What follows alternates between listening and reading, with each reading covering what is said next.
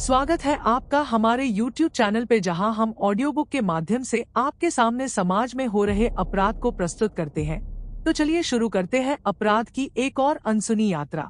बब्बू, गप्पू और पप्पू की दुश्मनी अमीन बाबा से थी, लेकिन इसका खामियाजा उनकी बेटी रूबीना को अपनी जान देकर इसलिए भुगतना पड़ा क्योंकि उसकी शिकायत को चौकी इंचार्ज से लेकर DIG तक ने गंभीरता से नहीं लिया। प्रधानमंत्री नरेंद्र मोदी अपने संसदीय क्षेत्र वाराणसी को एक ऐसे शहर के रूप में पहचान दिलाने का वादा कर चुके हैं जिससे यहाँ के निवासियों को अपने इस शहर पर गर्व हो। वैसे भी उत्तर प्रदेश नगरी वाराणसी धर्म और आध्यात्म की पोषक रूप में जानी पहचानी जाती रही है।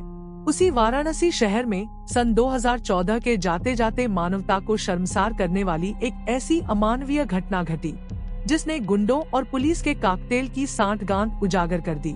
वाराणसी शहर के थाना सिगरा का एक मोहल्ला है माता कुंड। स्थानीय लोग इसे लल्लापुरा भी कहते हैं। इसी मोहल्ले में पुलिस चौकी से लगे मकान में मोहम्मद अमीन अपने परिवार के साथ रहते थे। उनके परिवार में पत्नी कुरैशा बीबी के अलावा 3 बेटे और 3 बेटियां थी। मोहम्मद अमीन एक बुनकर थे। उसी की आमदनी से वह जैसे तैसे अपने घर परिवार को चला रहे थे। पैसों की तंगी की वजह से वह बच्चों को प्राइमरी से आगे नहीं पढ़ा सके। जैसे जैसे बच्चे जवान होते गए वह उनकी शादियां करते गए। उनकी सबसे छोटी बेटी रूबीना की सोच अन्य बच्चों से थोड़ा अलग थी। 5वीं पास करने के बाद मोहम्मद अमीन ने उसे भी घर बैठाना चाहा, लेकिन रूबीना ने जिद करके आगे की पढ़ाई जारी रखी। उसे पढ़ाई में रुचि थी, इसलिए उसने हाई स्कूल की परीक्षा अच्छे नंबरों से पास की। वह वकील बनना चाहती थी। चूँकि वह सबसे छोटी थी, इसलिए वह सबकी दुलारी थी। उसकी इच्छा पूरी करने के लिए मोहम्मद अमीन जैसे तैसे करके उसकी पढ़ाई का खर्चा उठा रहे थे। इंटरमीडिएट में दाखिला लेने के बाद पिता ने रूबीना के लिए उपयुक्त लड़का देखना शुरू कर दिया ताकि इंटरमीडिएट पास करते करते वह उसकी शादी कर दे। लेकिन रूबीना ने साफ कह दिया कि ग्रेजुएशन पूरा करने से पहले शादी नहीं करेगी। मोहम्मद अमीन की जैसे जैसे उम्र बढ़ रही थी, उनकी आंखों की रोशनी कम होती जा रही थी। अपना बुनाई का काम न कर पाने की वजह से एक मजार की पर बैठने लगे। दिन भर वह उस मजार सेवा करने लगे। इस तरह वह मुजावर बन गए। इसके बाद लोग उन्हें अमीन बाबा कहने लगे। वर्तमान में अमीन बाबा उसी मजार पर मुजावर का काम करते हैं। राजकीय इंटर कॉलेज सिगरा में पढ़ने वाली रूबीना इंटरमीडिएट परीक्षा की तैयारी में जुटी थी ताकि वह अच्छे नंबरों से पास हो सके, लेकिन उसकी पढ़ाई में व्यवधान पड़ने लगा। अचानक एक ऐसी मुसीबत सामने आ गई जिससे उसका मन पढ़ाई से उचटने लगा। दरअसल अमीन बाप के घर से थोड़ी दूर पर उमर अंसारी का मकान है। उमर अंसारी के 2 बेटे बाबूदान उर्फ बब्बू और रियाजुद्दीन उर्फ गप्पू थे। दोनों की ही उम्र 40 से ऊपर थी और वे बाल बच्चेदार थे। काम के नाम पर कहने को तो वे बुनाई करते थे, लेकिन हकीकत में दोनों भाई सिगरा थाने और लल्लापुरा पुलिस चौकी के लिए मुखबिरी का काम करते थे। इन्हीं की तरह मोहल्ले का पप्पू भी पुलिस का मुखबिर था। बब्बू और गप्पू पूर्व में हुए नगर निगम के चुनाव में खड़े एक पार्षद प्रत्याशी को लेकर अमीन बाबा के परिवार से रंजिश रखते थे, जिसका खामियाजा आगे चलकर रूबीना को भुगतना पड़ा। माध्यमिक शिक्षा बोर्ड द्वारा इंटरमीडिएट परीक्षा की तारीखों की घोषणा होने के बाद रूबीना परीक्षा की तैयारी में जुट गई थी। उसका सारा ध्यान अपनी पढ़ाई पर था ताकि वह अच्छे नंबरों से पास हो सके। एक दिन किसी काम से वह घर से बाहर निकली तो लौटते समय गप्पू सामने पड़ गया। रूबीना को देखकर गप्पू अश्लील फप्तियां कसते हुए उसके साथ छेड़छाड़ करने लगा। रूबीना गप्पू को डांटते हुए तेजी से अपने घर चली गई। घर आकर रूबीना ने अपने साथ घटी इस घटना के बारे में किसी को कुछ नहीं बताया। 3 दिनों बाद रूबीना कुछ सामान लेने बाजार जा रही थी तो उसके साथ फिर उसी तरह हुआ। रास्ते में गप्पू अपने साथी पप्पू के साथ मिला तो वह फिर रूबीना से छेड़छाड़ करने लगा। उसकी इस हरकत से रूबीना डर गई। वह तेजी से अपने घर की ओर बढ़ी और घर में दाखिल होते ही सीधे अपनी अम्मी कुरैशा बीबी के पास पहुंची। बेटी को घबराया देखकर कुरैशा बीबी ने वजह पूछी तो रूबीना ने रास्ते वाली पूरी बात बता दी। बेटी की बात सुनकर कुरैशा बीबी उन मंचलों को कोसते हुए बोली, जी करता है अभी जाकर दोनों का मुंह नोच लूं, पर तू घबरा मत, तेरे अब्बू को आने दे, मैं आज ही उनके घर जाकर उनकी खबर लेती हूँ। उन्हें इस उम्र में ऐसी हरकतें करते शर्म नहीं आई। थोड़ी देर में अमीन बाबा घर आए तो पत्नी ने उन्हें बेटी के साथ घटी सारी बात बता दी। बेटी के साथ छेड़छाड़ की बात सुनकर अमीन बाबा का खून खौल उठा। वह पत्नी के साथ गप्पू और पप्पू के घर शिकायत करने जा पहुँचे। उन्होंने दोनों को खूब खरी खोटी सुनाई और उनके घर वालों से भी शिकायत कर दी। शिकायत करने के बाद अमीन बाबा और उनकी पत्नी को लगा कि अब वे उनकी बेटी की तरफ आंख उठाकर भी नहीं देखेंगे, लेकिन उनकी यह सोच गलत निकली। 3 से 4 दिनों बाद ही उन्होंने रूबीना के साथ फिर छेड़छाड़ की।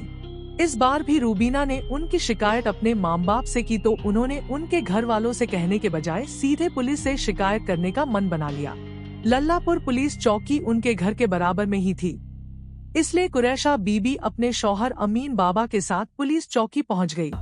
चौकी इंचार्ज सब इंस्पेक्टर श्रीकांत राय से मुलाकात कर उन्होंने मोहल्ले के बब्बू, गप्पू और पप्पू द्वारा बेटी को छेड़े जाने की शिकायत कर दी। चौकी इंचार्ज श्रीकांत राय ने उनकी सारी बातें सुनने के बाद उन्हें ये कहकर घर भेज दिया कि अब रूबीना के साथ ऐसा कुछ नहीं होगा और अगर जब कभी उसके साथ ऐसी कोई घटना हो तब उसी समय रूबीना को साथ लेकर चौकी आ जाना। रूबीना से पूछताछ करने के बाद हम आगे की कार्रवाई करेंगे। कुरैशा बीबी को लगा कि उसकी शिकायत पर चौकी प्रभारी उन बदमाशों के खिलाफ रपट दर्ज कर कोई कार्रवाई करेंगे, परंतु चौकी प्रभारी ने ऐसा कुछ भी नहीं किया। 2 से 3 दिनों बाद रूबीना के साथ जब वही सब फिर घटा तो कुरैशा बीबी चिंता में पड़ गई। उन्हें डर लगा कि कहीं बेटी के साथ किसी दिन कुछ गलत न हो जाए। अमीन बाबा भी बेटी की चिंता को लेकर गंभीर हो गए। पति पत्नी उन मंचलों की शिकायत उनके घर वालों और पुलिस चौकी में करके देख चुके थे। उनकी शिकायत पर कुछ भी नहीं हुआ था, इसलिए इस बार दोनों सिगरा थाने पहुंच गए और थाना प्रभारी शिवानंद मिश्र से मिलकर उन्हें सारी बातें बताकर अनुरोध किया कि बेटी के साथ बदतमीजी करने वाले मोहल्ले के बाबूदान, गप्पू और उनके दोस्त पप्पू के खिलाफ ऐसी कार्रवाई करें कि वे आगे ऐसी गंदी हरकत करने की हिम्मत न कर सके।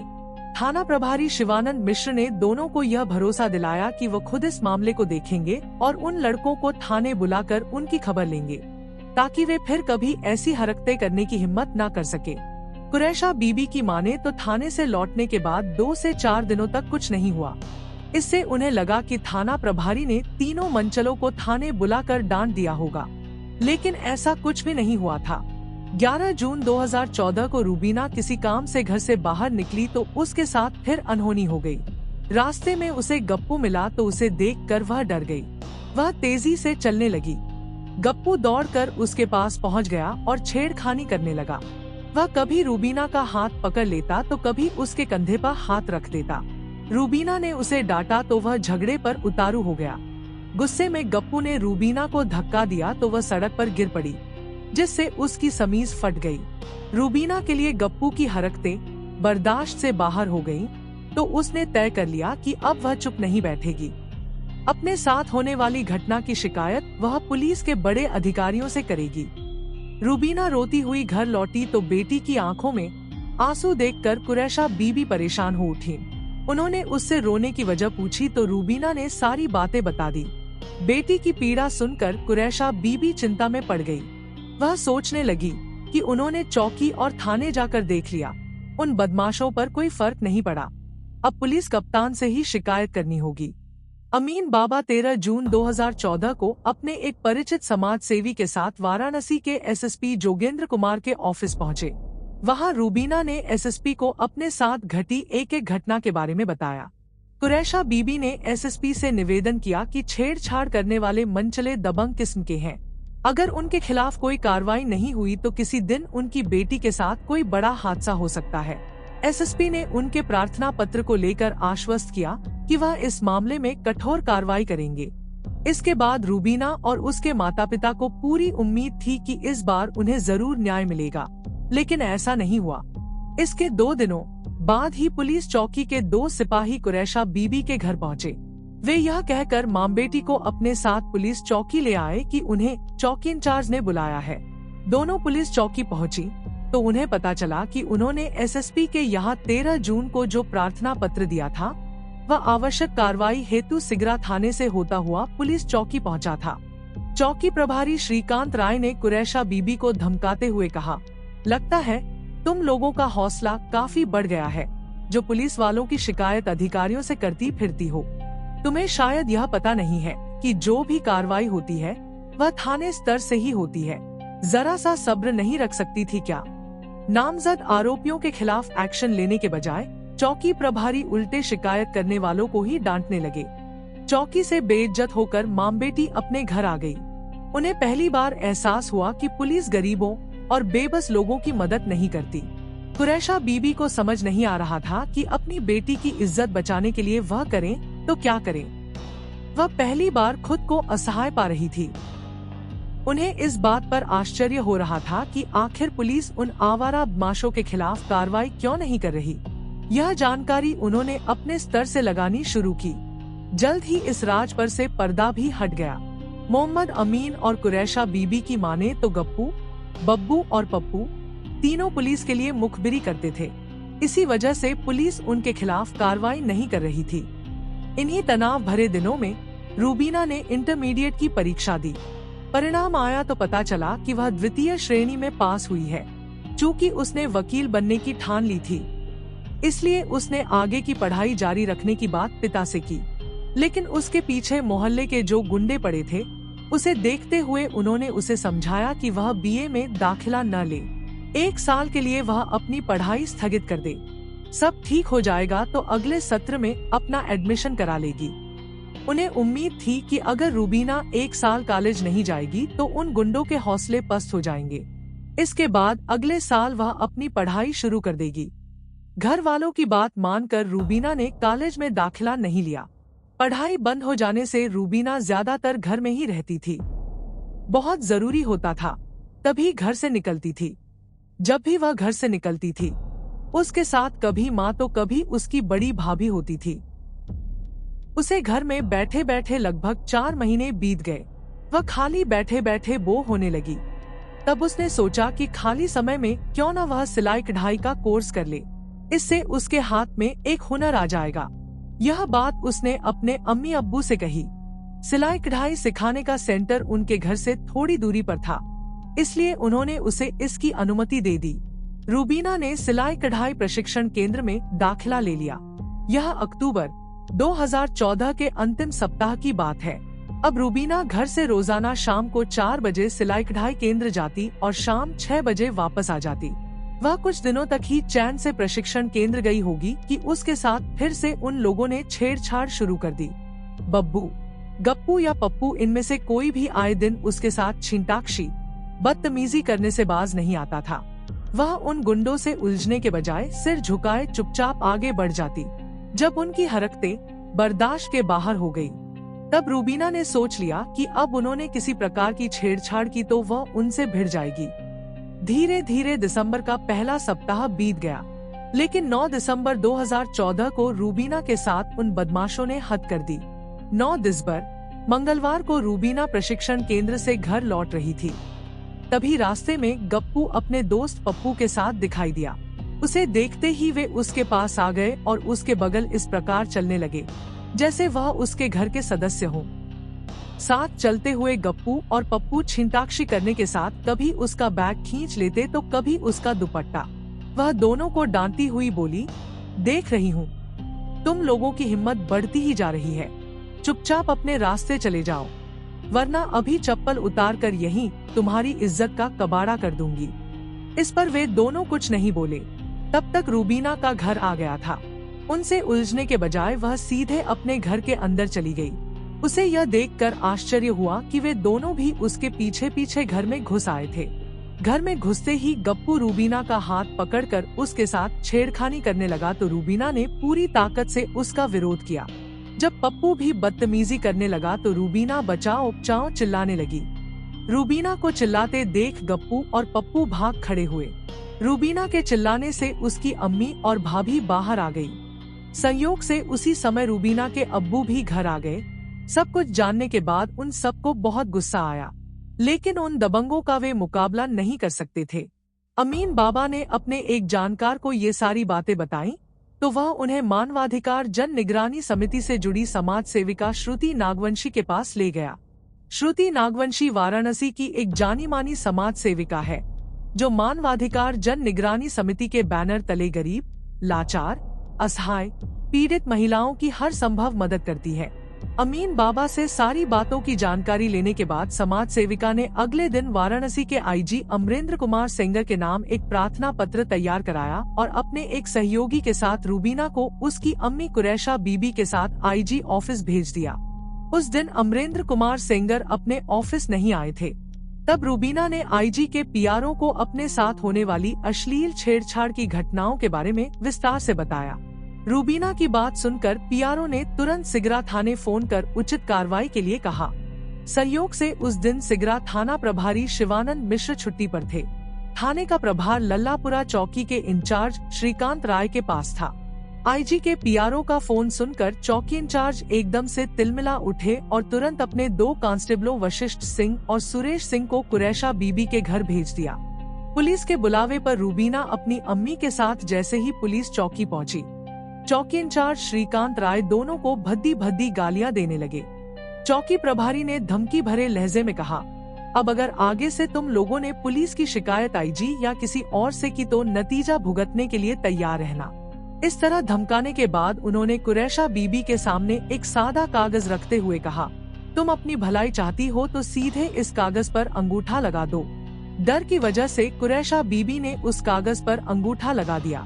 रूबीना पढ़ी लिखी थी, इसलिए उसने ऐतराज जताते हुए कहा, आपने इस कागज पर कुछ लिखा तो है नहीं, फिर यह अंगूठा क्यों लगवा लिया?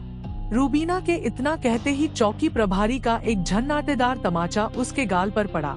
इसके बाद वह गुस्से में रूबीना का गला पकड़कर दबाते हुए बोले, देख रहा हूँ तेरी जुबान बहुत तेज चलने लगी है, जी करता है यही तेरा काम तमाम कर दूं। चौकी इंचार्ज का गुस्सा देखकर कुरैशा बीबी उनके पैर पकड़कर गिड़गिड़ाने लगी कि वह उसकी बेटी को छोड़ दे, वह जैसा बोलेंगे वह वैसा करेगी। कुरैशा बीबी के काफी गिड़गिड़ाने के बाद चौकी प्रभारी ने रूबीना का गला छोड़ दिया। दोनों को इस हिदायत के साथ घर जाने की इजाजत दे दी कि आगे से वे पुलिस के खिलाफ कहीं भी किसी प्रकार की शिकायत नहीं करेंगी। इतना ही नहीं, उन्होंने उन मंचलों की झूठी शिकायत पर रूबीना के भाई को जेल भेज दिया। कुरैशा बीबी रोती हुई बेटी के साथ अपने घर लौट आई और इस घटना की पूरी जानकारी समाज सेविका श्रुति नागवंशी को दी। श्रुति नागवंशी को चौकी इंचार्ज का यह व्यवहार पसंद नहीं आया। उन्होंने उनकी तरफ से एक पत्र तैयार कराकर राष्ट्रीय मानवाधिकार आयोग व महिला आयोग को भेज दिया। आयोग को पत्र भेजने के साथ श्रुति नागवंशी ने एक बार फिर से दोनों को आईजी अमरेंद्र कुमार सेंगर के पास भेजा। श्रुति के कहने पर कुरैशा बीबी बेटी को लेकर 12 दिसंबर 2014 को एक बार फिर आईजी के पास पहुंची। उस दिन उनकी मुलाकात आईजी से हो गई। रूबीना ने अपने साथ हुई ज्यादतियों के बारे में बताते हुए आईजी को गले पर पड़ा निशान भी दिखाया, जो चौकी इंचार्ज के गला दबाने से पड़ा था। उनकी करुण दास्तान सुनने के बाद आईजी ने उन्हें भरोसा दिया कि उनके साथ न्याय होगा और उनके मामले की जांच एसएसपी से कराई जाएगी। इस बार कुरैशा बीबी को पूरी उम्मीद थी कि उनके साथ जरूर न्याय होगा, छेड़खानी करने वालों को सजा जरूर मिलेगी। लेकिन कुरैशा बीबी का सोचना सिर्फ सोचना ही रह गया। आरोपियों को सजा मिलने की कौन कहे, इस बार तो उन्होंने वह कर डाला जो सीधे सीधे न सिर्फ मानवता को शर्मसार करने वाला था, बल्कि दरिंदगी की भी इंतहा कही जाएगी। आईजी से मिलने के बाद एक हफ्ता भी नहीं बीता था कि रूबीना के साथ ऐसी घटना घटी जिसके चलते उसकी जीवन लीला ही समाप्त हो गई। गुरुवार 18 दिसंबर 2014 दिन के 11 बजने वाले थे। रूबीना अंदर तक पानी पहुंचाने के लिए दरवाजे के पास लगे नल में रबड़ की पाइप जोड़ रही थी। तभी वहां गप्पू, पप्पू और बब्बू आ धमके। वे शायद ऐसे ही मौके का इंतजार कर रहे थे। रूबीना जब तक कुछ समझ पाती, उसके पहले ही उनमें से एक ने रूबीना को दबोचकर उसके साथ छेड़छाड़ शुरू कर दी। वह पूरी ताकत से इसका विरोध करने लगी। तभी एक साथी ने उसके मुंह पर हाथ रखकर साथ लाए गैलन में भरा मिट्टी का तेल उसके ऊपर उड़ेल दिया। अब रूबीना को उनकी मंशा समझते देर नहीं लगी। वह दरिंदों के चंगुल से छूटने का प्रयास करने लगी। तभी दूसरे साथी ने जेब से माचिस निकालकर आग लगा दी। मिट्टी के तेल से भीगी रूबीना जलने लगी। रूबीना बचाओ उपचाओ चिल्लाते हुए घर के अंदर भागी। आग लगाकर तीनों बदमाश भाग गए थे। बेटी की आवाज सुनकर छत पर कपड़ा सुखाने गई कुरैशा बीबी भागी भागी नीचे आई तो बेटी को जलता देखकर उसे बचाने को दौड़ी। बचाने की कोशिश में उनका भी हाथ झुलस गया।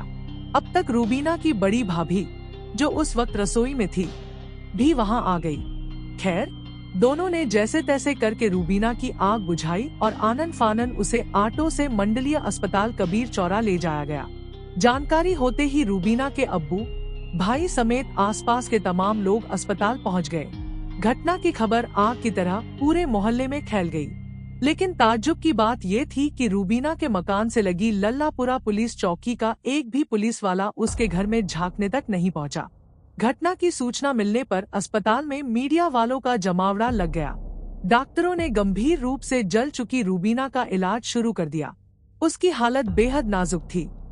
वह 70% से अधिक जल चुकी थी। अमीन बाबा उसी समय कुछ लोगों को लेकर सीधे सिगरा थाने पहुंचे और बेटी को इस हालत में पहुंचाने वाले गप्पू, उसके बड़े भाई बब्बू और उसके साथी पप्पू के खिलाफ भादमवी की धारा 354 का 326 के तहत नामजद रिपोर्ट लिखवा दी। ताज्जुब की बात ये रही कि इस मामले की जांच उन्हीं चौकी इंचार्ज श्रीकांत राय को सौंपी गई, जिन्होंने शुरू से ही इस केस में ढिलाई बरती थी। मुकदमा दर्ज होते ही सिगरा थाने के थाना प्रभारी शिवानंद मिश्र और चौकी इंचार्ज दलबल के साथ नामजद आरोपियों की गिरफ्तारी के लिए संभावित ठिकानों पर दबिश देनी शुरू कर दी, लेकिन पुलिस को कामयाबी नहीं मिली। घटना की जानकारी मिलते ही एसएसपी जोगेंद्र कुमार ने भी घटनास्थल का दौरा कर स्थानीय लोगों से जानकारी हासिल की। एसएसपी ने शीघ्र से शीघ्र आरोपियों की गिरफ्तारी के आदेश दिए। आखिरकार शाम होते होते पुलिस ने पप्पू अंसारी को गिरफ्तार करने में सफलता हासिल कर ली। रूबीना के अब्बू अम्मी ने मीडिया वालों को बताया कि बेटी के साथ घटी ये घटना लल्लापुरा चौकी इंचार्ज श्रीकांत राय व सिगरा थाना प्रभारी श्री मिश्र के कर्तव्यों के प्रति लापरवाही बरतने के कारण घटी है। बेटी को इस हालत तक पहुंचाने में पुलिस विभाग की लापरवाही ही मुख्य कारण रही है। अमीन बाबा और कुरैशा बीबी का कहना था कि अगर समय रहते पुलिस के आला अफसर हमारी शिकायत पर ध्यान दिए होते और आरोपियों के खिलाफ कठोर कार्रवाई की गई होती तो शायद यह घटना नहीं घटती। रूबीना की हालत इलाज के बावजूद स्थिर बनी हुई थी। पुलिस द्वारा फरार नामजद दोनों अभियुक्तों को गिरफ्तार न करने पर रूबीना के घर वालों के अलावा मोहल्ले के लोगों का भी आक्रोश बढ़ता जा रहा था। तब एसएसपी ने अभियुक्तों की गिरफ्तारी के लिए क्राइम ब्रांच की टीम को लगा दिया। आखिरकार 2 दिनों बाद पुलिस को सफलता मिल गई।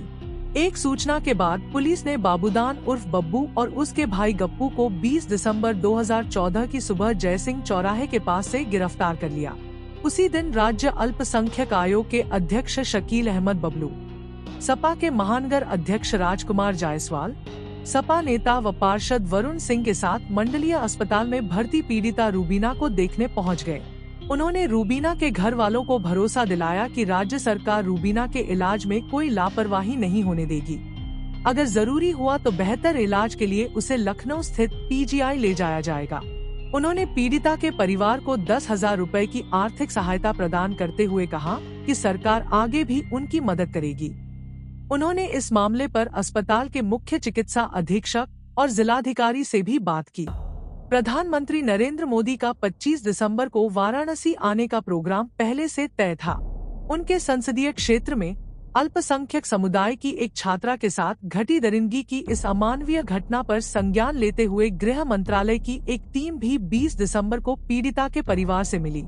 टीम ने अस्पताल में भर्ती रूबीना को भी देखा। कुछ सामाजिक संगठनों के पदाधिकारियों व व्यापारी नेताओं से पीड़िता का हाल जानकर हर संभव सहयोग देने की बात कही।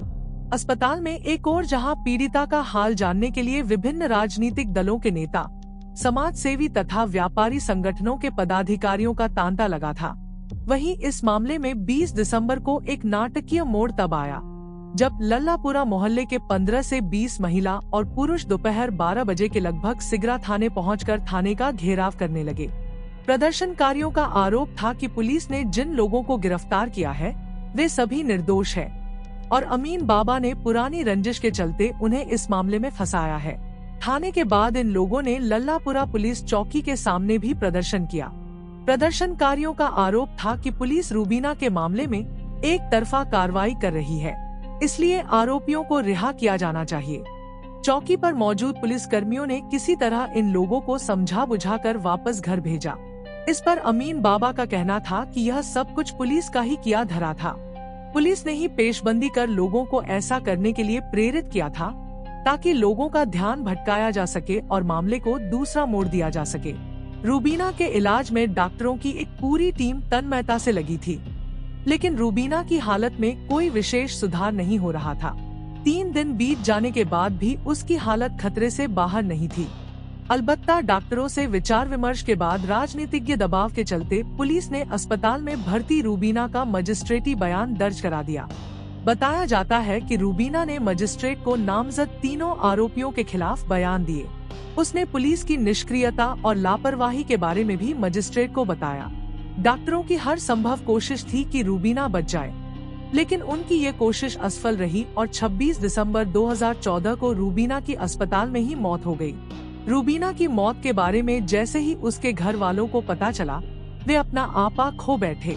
थाना प्रभारी शिवानंद मिश्रा, चौकी प्रभारी श्रीकांत राय पर खुला आरोप लगाया कि यही दोनों रूबीना की मौत के जिम्मेदार हैं। सूचना के बाद पुलिस के वरिष्ठ अधिकारियों के भी हाथ पांव खुलने लगे।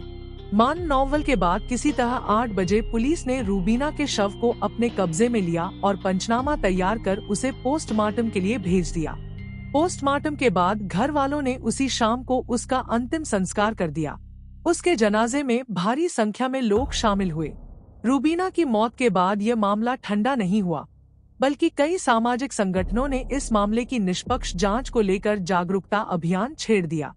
साझा संस्कृति मंच के बैनर तले 30 दिसंबर 2014 को काशी की निर्भया को न्याय दिलाने के लिए दोपहर 12 बजे पुलिस लाइन से जिला मुख्यालय तक एक रैली निकाली गई। कार्यकर्ता दोषियों को कड़ी से कड़ी सजा दिलाने की मांग कर रहे थे। साझा संस्कृति मंच के कार्यकर्ताओं ने 7 जनवरी 2015 को बीएचयू के सिंहद्वार से एक हस्ताक्षर अभियान प्रारंभ किया, जिसमें मैगसेसे पुरस्कार विजेता संदीप पांडे ने भी भाग लिया। इसी के साथ मानवाधिकार जन निगरानी समिति आदि संगठनों ने भी जुलूस प्रदर्शन के माध्यम से इस घटना की निंदा करते हुए दोषियों को कठोरतम सजा दिलाने की मांग की।